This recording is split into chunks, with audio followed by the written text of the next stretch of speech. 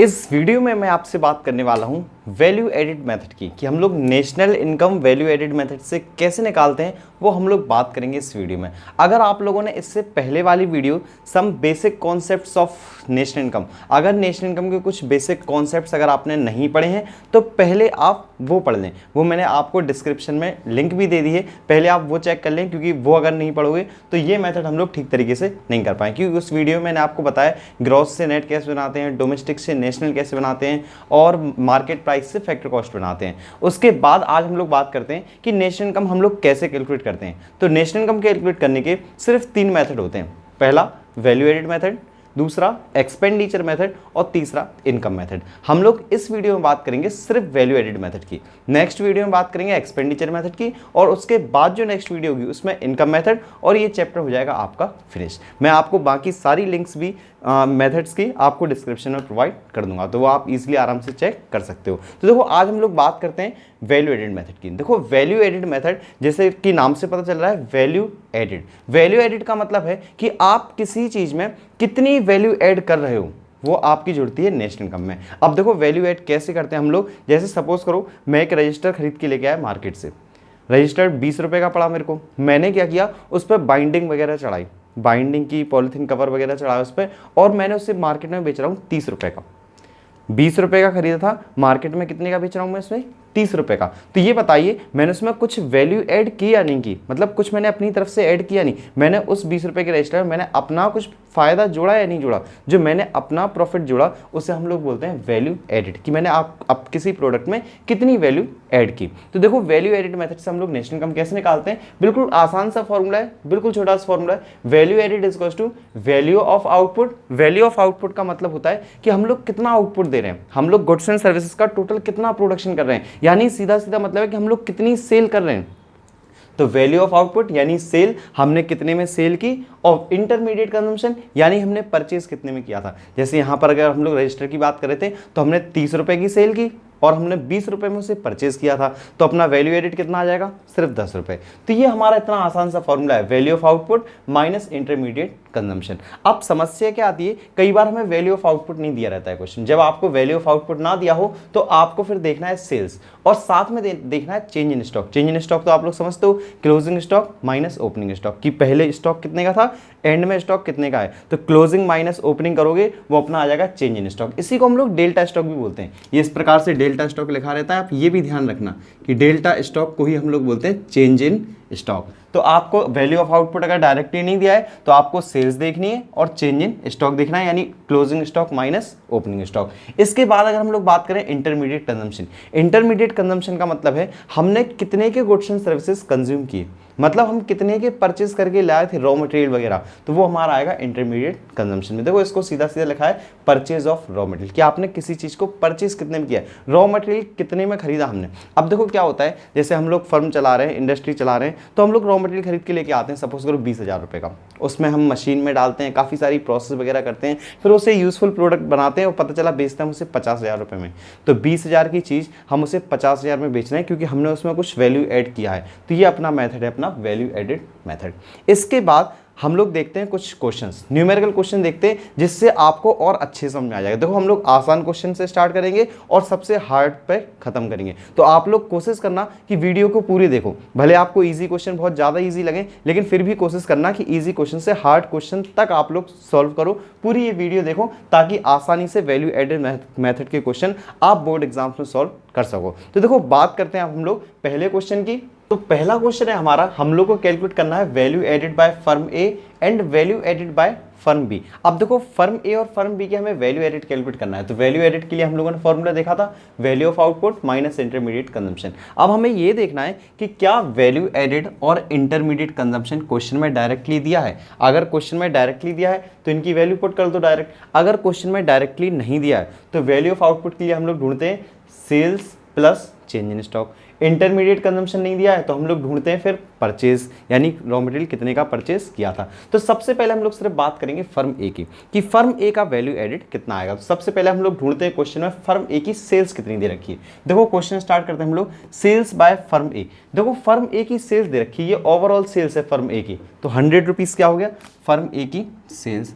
अच्छा क्वेश्चन में और देखो, इसके अलावा और कहीं सेल्स तो नहीं दे रखी है। तो उसके बाद हमारे पास purchase from firm B by firm A. ये फर्म बी ने परचेज किया है, किससे किया है? फर्म ए से परचेज किया है। अब कुछ बच्चे मेरे से ये भी कहेंगे कि सर ये जो फर्म ए से परचेज किया है तो ये फर्म ए की सेल्स भी तो होनी चाहिए। देखो फर्म ए की सेल्स ये बिल्कुल होगी, लेकिन हम लोग यहाँ पर इसलिए नहीं लेंगे इसे क्योंकि हमने यहाँ पर क्या लिया था? Sales by firm A. Firm A की हमने टोटल सेल्स ली थी। हमने यहाँ पर अगर लिखा होता टू किसी और को या किसी का नाम लिखा होता तो फिर हम ये इंक्लूड करते, लेकिन हमें यहाँ पर ओवरऑल सेल्स दे रखी है फर्म ए की, तो हम लोग पूरी की पूरी सेल्स यहाँ पर ले लिए। ये पॉइंट हमें लेने की जरूरत नहीं है। इसके बाद नेक्स्ट पॉइंट पढ़े, purchases from firm A. Firm A से परचेज किया है, किसने किया है? फर्म बी से। उसके बाद सेल्स फर्म बी की है, क्लोजिंग स्टॉक है, ओपनिंग स्टॉक है, इनडायरेक्ट टैक्स है, यानी सेल्स में हमारे पास सिर्फ एक ही पॉइंट था। अच्छा उसके बाद हम लोग देखते हैं डेल्टा स्टॉक। क्या हमें चेंज इन स्टॉक दे रखा है? तो डेल्टा स्टॉक तो नहीं है, लेकिन हमारे पास क्लोजिंग स्टॉक है फर्म ए का और ओपनिंग स्टॉक भी है फर्म ए का। तो हमारा डेल्टा स्टॉक होता है closing stock minus opening stock. तो 20 माइनस 25, ये हमारा आ जाएगा 20 माइनस 25, और ये डेल्टा स्टॉक हमारे पास है चेंज इन स्टॉक आ जाएगा माइनस का 5। उसके बाद हम लोग देखते हैं इंटरमीडिएट कंजम्पशन, यानी परचेज कितनी की है फर्म ने। तो देखो हम लोग परचेज देखें अगर फर्म ए की, purchases from firm B. Firm B ने परचेज किया है बाय फर्म ए। उसके बाद है परचेजेस फ्रॉम फर्म ए।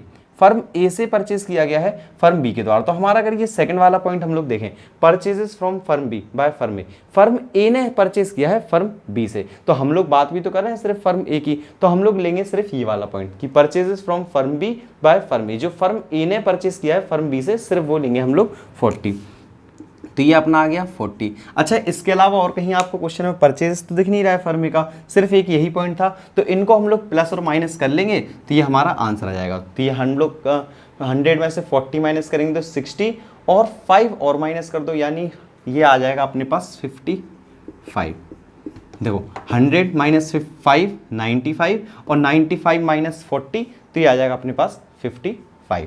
इसके बाद हम लोग देखते हैं फर्म बी के बारे में। अच्छा इसमें एक चीज़ और आप लोग नोट कर लेना कि जो वैल्यू एडिड हम लोग निकालते हैं इसी को हम लोग बोलते हैं जीडीपी एमपी।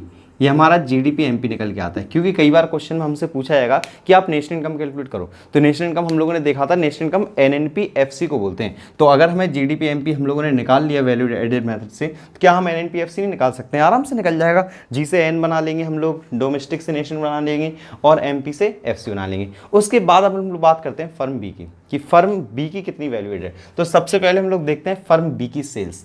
तो सेल्स बाय फर्म ए, यहाँ पर था हमारा ये वाला point, sales by firm B, ये भी हमें डायरेक्टली दे रखा है 200। फर्म बी की सेल है 200। उसके बाद डेल्टा स्टॉक यानी चेंज इन स्टॉक। अच्छा और कोई सेल तो नहीं है? देखो ये वाली सेल हम फिर भी नहीं लेंगे क्योंकि यहाँ पर हमें टोटल सेल दे रखी है। अब उसके बाद चाहिए डेल्टा स्टॉक। तो closing stock of firm B, opening stock of firm B, 35 minus 45, 35 minus 45, ये भी अपना आता है माइनस में 10। उसके बाद है इंटरमीडिएट कंजम्पशन। इंटरमीडिएट कंजम्पशन यानी फर्म बी ने परचेस कितना किया। तो देखो ये वाला पॉइंट देखा अगर हम लोग सी वाला, तो purchases from firm A by firm B. Firm B ने फर्म ए से परचेज किया, तो ये तो फर्म बी के लिए तो परचेज होगी, तो ये अपना आ गया 60, और 60 भी माइनस करेंगे हम लोग। तो फिर अगर हम लोग 60 प्लस 10 70 इसमें से माइनस कर दें तो ये अपना 130, ये अपना आंसर आ जाएगा। इसी को हम लोग बोलते हैं जीडीपी एमपी। अब हम लोग बढ़ते हैं कुछ हार्ड क्वेश्चन की तरफ। ये तो इजी सा क्वेश्चन था, आपको परचेज और सेल्स देखनी थी।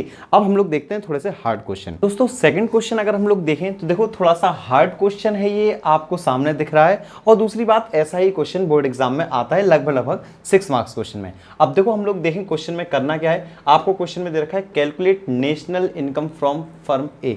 आपको फर्म ए के द्वारा आपको नेशनल इनकम कैलकुलेट करना है। अब आपको सबसे पहली बात तो ये पता होना चाहिए कि नेशनल इनकम हमारी कहलाती क्या है। आपने पिछली वीडियो देखी होगी, अगर नहीं देखी तो डिस्क्रिप्शन में लिंक है, आप देख लो पहले उसे। आपको पता होगा नेशनल इनकम हम लोग बोलते हैं एनएनपीएफसी को, net national product at factor cost. तो आपको क्वेश्चन में कैलकुलेट करना है एनएनपीएफसी। अब आपको ये भी पता होगा कि वैल्यू एडेड मेथड से ही मैंने आपको बताया कि हमारा निकल के क्या आता है, जीडीपीएमपी। अब आपको क्या करना है, आप पहले जीडीपीएमपी निकालो। जीडीपीएमपी निकाल के उसे हम बना देंगे नेशनल इनकम में यानी एनएनपीएफसी में। तो सबसे पहले हम लोग जीडीपीएमपी निकालते हैं यानी वैल्यू एडेड निकालते हैं। तो क्या हमें क्वेश्चन में वैल्यू ऑफ आउटपुट डायरेक्टली दे रखा है? अगर वैल्यू ऑफ आउटपुट देखें तो हमें डायरेक्टली कहीं भी कुछ भी नहीं दे रखा है। तो जब वैल्यू ऑफ आउटपुट डायरेक्टली नहीं दे रखा है तो हम लोग देखते हैं फिर कि फर्म ए की सेल्स कितनी है। हम लोग देखते हैं सेल्स कितनी है, हम लोग देखते हैं डेल्टा स्टॉक कितना है यानी चेंज इन स्टॉक कितना है आपका, हम लोग देखते हैं परचेजेस कितना है, परचेजेस ऑफ रॉ मटेरियल देखते हैं हम लोग, ये भी ध्यान रखो। तो हम लोग ये 3 चीज़ें देखते हैं क्योंकि हम लोग को डायरेक्टली ना तो वैल्यू ऑफ आउटपुट दे रखा है ना इंटरमीडिएट कंजम्पशन दे रखा है। तो देखो सबसे पहले हम लोग सेल्स देखते हैं। एक्सपोर्ट बाय फर्म ए ने एक्सपोर्ट किया है, एक्सपोर्ट का मतलब निर्यात किया है, बाहर भेजा है सामान, यानी ये फर्म ए की सेल है। तो 1000 रुपये हो गया आपका सेल। अच्छा, उसके बाद next point, import by firm A ने इंपोर्ट किया यानी सामान मंगवाया, तो इंपोर्ट यानी हमारा फर्म ए की परचेज हो गया। उसके बाद sales to household by firm A, अच्छा फर्म ए ने हाउस होल्ड्स को सामान बेचा, सेल किए, तो ये भी आपका सेल्स का पार्ट है, तो ये 500, ये भी आपका सेल्स है। उसके बाद है परचेज ऑफ रॉ मटेरियल, आपने रॉ मटेरियल परचेज किया है, देखो रॉ मटेरियल परचेज किया है तो ये भी हम इंक्लूड करेंगे, 300 ये भी हमारा परचेज में आएगा। उसके बाद परचेज ऑफ मशीनरी, अब सवाल ये है कि ये परचेज ऑफ मशीनरी आएगा या नहीं आएगा। अभी मैंने आप लोगों को बताया था कि जीडीपीएमपी कैलकुलेट करते टाइम, वैल्यू एडेड मेथड लगाते टाइम सिर्फ परचेज ऑफ रॉ मटेरियल आता है, ओनली रॉ मटेरियल, मशीनरी नहीं आती हैं, फिक्स्ड एसेट्स नहीं आती हैं, तो इसे हम लोग नहीं लेंगे। उसके बाद कंजम्पशन ऑफ फिक्स्ड कैपिटल, इसी को हम लोग डेप्रिसिएशन बोलते हैं। एनएफआई आपको डायरेक्टली दिया है, एनआईटी दिया है, हम जीडीपीएमपी से एनएनपीएफसी बनाएंगे तो वहाँ पर ये हमारे काम आएगा। अब देखो यहाँ पर सवाल ये है कि डेल्टा स्टॉक नहीं दे रखा है, तो डेल्टा स्टॉक नहीं दे रखा है यानी ये हमने कोई नया बिजनेस स्टार्ट किया होगा, ओपनिंग स्टॉक कुछ था ही नहीं, क्लोजिंग स्टॉक कुछ बचा नहीं, तो इसे छोड़ दो खाली, कुछ भी नहीं है तो खाली छोड़ दो। अब उसके बाद अगर इनको हम लोग ट्रीटमेंट करें, इन्हें प्लस और माइनस करें हम लोग, तो ये हमारे पास निकल के आ जाता है जीडीपीएमपी, जिसे हम लोग वैल्यू एडिड बोलते हैं। तो देखो 1000 प्लस 500 यह आ गया अपना 1500, और ये तो कुछ भी नहीं है, और 800 प्लस 300 ये अपना आ गया 1100, जो कि है अपना माइनस में, क्योंकि परचेज हम लोग माइनस करते हैं, value of output minus intermediate consumption. तो ये 1500 और माइनस करेंगे हम लोग 1100, तो ये आ गया हमारे पास 400 जीडीपीएमपी। जीडीपीएमपी देखो हमारे पास निकल के आ गया। अब समस्या ये कि क्वेश्चन में हमसे पूछा था कि आप कैलकुलेट करो नेशनल इनकम, नेशनल इनकम यानी एनएनपीएफसी आपको कैलकुलेट करना है। अब देखो एनएनपीएफसी कैसे कैलकुलेट करेंगे, देखो सबसे पहले ग्रॉस को आपको बनाना है नेट में, आपको पता है ग्रॉस से नेट में हम लोग बनाते हैं तो माइनस करते हैं डेप्रीशिएशन। उसके बाद आपको डोमेस्टिक से बनाना है नेशनल, तो डोमेस्टिक से नेशनल बनाने के लिए हम लोग करते हैं प्लस एनएफआईए। उसके बाद आपको एमपी से बनाना है एफसी, मार्केट प्राइस ज़्यादा होता है, फैक्टर कॉस्ट कम होता है, तो इसके लिए हम लोग करते हैं माइनस नेट इनडायरेक्ट टैक्सेस। अब देखो ये सब बातें करनी है, इन सब की वैल्यू पुट कर देते हैं हम लोग। तो सबसे पहले क्या डेप्रीशिएशन हमें दिया है, consumption of fixed capital depreciation हमारे पास है 50, तो ये हमें करना है माइनस। उसके बाद एनएफआई आपको दिया है, बिल्कुल दे रखा है, माइनस में 100 है एनएफआई, तो इसे -100 ले लो। उसके बाद क्या माइनस एनआईटी दिया है, एनआईटी भी हमारे पास मौजूद है डायरेक्टली 80, तो 80 इसे भी आपको करना है माइनस। उसके बाद इन तीनों को प्लस करके इसमें से माइनस कर दो, तो हमारे पास आ जाएगा नेशनल इनकम एनएनपीएफसी। तो देखो 80 50 150, 150 और 80 ये हो जाएगा अपना 230, और 400 में से घटा दो तो ये आ जाएगा 170, जो कि होगा अपना आंसर। तो ये अपना निकल के आ गया नेशनल इनकम बाय फर्म ए। तो आपका ज़्यादा से ज़्यादा हार्ड क्वेश्चन इस प्रकार से आएगा बोर्ड एग्जाम में अगर वैल्यू एडिड मेथड का आता है। वैसे वैल्यू एडिड मेथड से ज़्यादा इंपॉर्टेंट आपके एक्सपेंडिचर मेथड और इनकम मेथड है। अगर दोस्तों आपको वीडियो पसंद आई हो तो लाइक ज़रूर कर देना, कमेंट करके मुझे बताना, और वीडियो देखने के लिए बहुत बहुत थैंक यू। और आप लोग डिस्क्रिप्शन जरूर चेक कर लिया करो। और इसके बाद अब नेक्स्ट वीडियो में मिलता हूँ जिसमें मैं आपको बताऊंगा एक्सपेंडिचर मेथड। उसके बाद नेक्स्ट वीडियो आपका इनकम मेथड, ये चैप्टर हो जाएगा कंप्लीट। तो वीडियो देखने के लिए बहुत बहुत थैंक यू गाइस, लाइक जरूर कर देना।